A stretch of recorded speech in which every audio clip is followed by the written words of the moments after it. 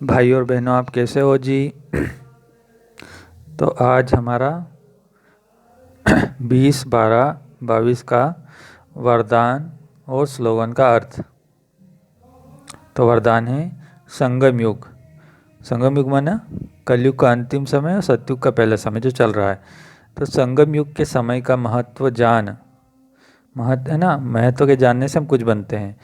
तो महत्व जान, परमात्मा दुआओं से झोली भरने वाले, माया जीत। माया जीत माने विकारों पर जीतने वाले, माया जीत भव। तो संगम युग है ना, संगम युग क्या होता है? कलयुग का अंतिम समय और सतयुग का पहला समय जो चल रहा है। तो संगम युग का 1 सेकंड और युगों माने 4 युग, सतयुग, त्रेता, द्वापर, कलयुग के 1 वर्ष से भी ज़्यादा है ना।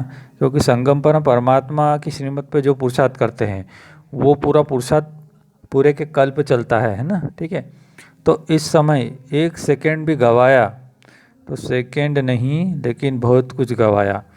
क्योंकि चारों चक्र 5000 वर्ष के होते हैं। तो सोचे हमें कितना पुरुषार्थ करना है ना। 1 सेकंड का महत्व है। इतना महत्व सदा याद रहे, है ना। क्योंकि महत्व को याद करने से हम कुछ कर सकते हैं ना। महत्व सदा याद रहे तो हर सेकंड परमात्मा दुआएं प्राप्त करते रहेंगे, है ना। जितना परमात्मा को याद करेंगे, उनके श्रीमत पे कार्य करेंगे तो दुआएं प्राप्त होगी, है ना, समय के महत्व से भी। और जिसकी झोली परमात्मा दुआओं से सदा भरपूर है ना। परमात्मा, देखिए, परमात्मा को याद करने से क्या होगा? उसको महत्व देने से हमको ज्ञान गुण शक्ति मिलती है ना। तो उससे क्या होगा? उसके पास कभी माया आ नहीं सकती, है ना। माया मैंने 5 विकार, क्राम, क्रोध, मोह, लह, अहंकार, है ना। इसलिए तो हम परमात्मा को याद भी करते हैं ना। तो वो दूर से ही भाग जाएगी।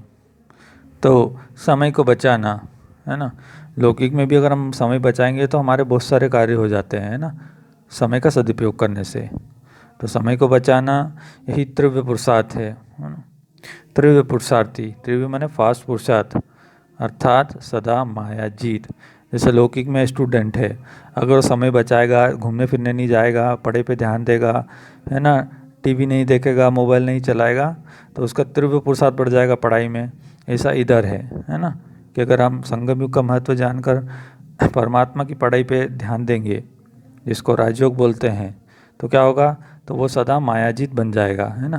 क्योंकि द्वापर कलयुग में माया तो है ही सरी, है ना। ठीक है। अब ये स्लोगन, जो आज्ञाकारी हैं, है ना, वही बाप माने परमात्मा व परिवार की दुआओं के पात्र हैं। आज्ञाकारी माने, देखिए, लौकिक में जो पुत्र पिता के आज्ञा का काम मानेगा तो क्या होगा? उसको पिताजी की भी दुआ मिलेगी और परिवार के अन्य सदस्यों की भी दुआएं मिलेगी। ऐसा ज्ञान मार्ग में है। अगर हम परमात्मा की श्रीमत, जिसको राजयोग बोलते हैं, परमात्मा का कहना मानेंगे, तो परमात्मा की भी दुआएं और परिवार की भी दुआएं गुप्त रूप से आपको मिलती रहेगी, है ना। ठीक है। तो ये आपने अपना कीमती समय निकाल के वरदान का वीडियो और ऑडियो सुना, उसके लिए धन्यवाद। अगर आपको काम आ जाए तो शेयर कीजिए। धन्यवाद, शुक्रिया। और साथ में हो सके तो चैनल को सब्सक्राइब करिए और कराइए। अच्छा, मिलते रहेंगे। शुभ दिन। ओम शांति।